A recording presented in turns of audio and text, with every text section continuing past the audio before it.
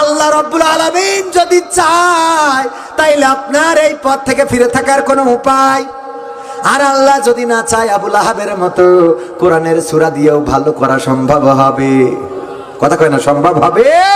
আল্লাহ যাদেরকে কবুল করবেন কোরআনের জন্য তারাই আসবেন।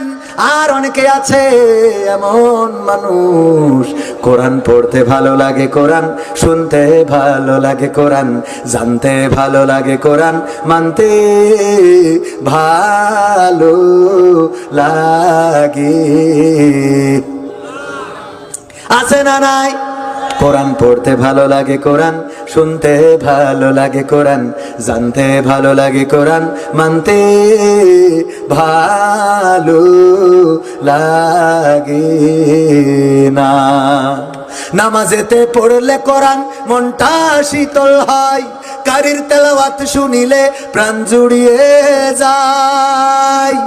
নামাজেতে পড়লে কোরআন মনটা শীতল হয়, কারির তেলাওয়াত শুনিলে প্রাণ জুড়িয়ে যায়।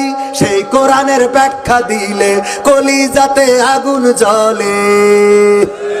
এমন মানুষ আছে না নাই? আছে, তবে কেশবপুরে নাই, এইখানে নাই। কারা কারা হাত